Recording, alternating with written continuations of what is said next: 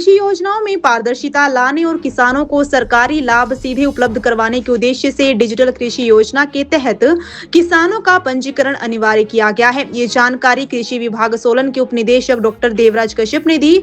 उन्होंने बताया कि इस योजना के तहत किसानों का एक व्यापक डिजिटल डेटाबेस तैयार किया जा रहा है, जिससे फसल बीमा, कृषि इनपुट सब्सिडी सहित विभिन्न योजनाओं का लाभ सीधे डायरेक्ट बेनिफिट ट्रांसफर के माध्यम से किसानों के बैंक खातों में भेजा जाएगा।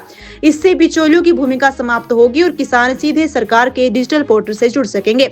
डॉक्टर कश्यप ने बताया कि पिछले 2 क्वार्टर में विभाग को 12,000 किसानों की पंजीकरण का लक्ष्य मिला था, जबकि अब तक 15,936 किसानों का पंजीकरण किया जा चुका है और फिलहाल तीसरा चरण जारी है।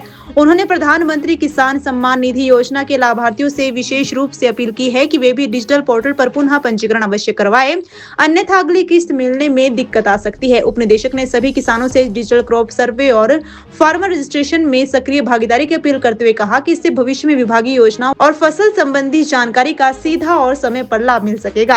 एग्रीस्टैक एक स्कीम है, इसके कुछ कंपोनेंट्स हैं, जैसे कि फार्मर रजिस्ट्रेशन। हिमाचल सरकार ने भी इसका अनुसरण किया है। इसका मेन उद्देश्य ये कि डिजिटल डाटाबेस तैयार करना फार्मर्स का, ताकि और जो एग्रीस्टैक स्कीम है इससे ट्रांसपेरेंसी के लिए मेन जो इसका थीम है वो ट्रांसपेरेंसी के लिए, और जितने भी किसान से संबंधित जितनी योजनाएं, चाहे फसल बीमा योजना, चाहे इनपुट से रिलेटेड योजना है, उसकी जो सब्सिडी है सीधे डीबीटी करना है, सीधे जो लाभ है फार्मर्स के खाते में जाएगा।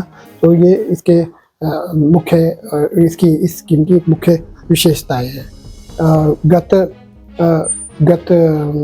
2 पिछले महीने से हमारे को 12,000 का टारगेट मिला था फार्मर रजिस्ट्रेशन में, जिसमें कि हमने 15,936 फार्मर जो अभी रजिस्टर्ड कर दिए हैं। और अभी 3rd फेज़ चल रहा है। 3rd फेज़ में भी मेरी किसानों से अनुरोध है कि वो डिजिटल क्रॉप सर्वे में और जो फार्मर रजिस्ट्रेशन में बढ़ चढ़ कर भाग लें, क्योंकि ये फार्मर्स के हितार्थी है।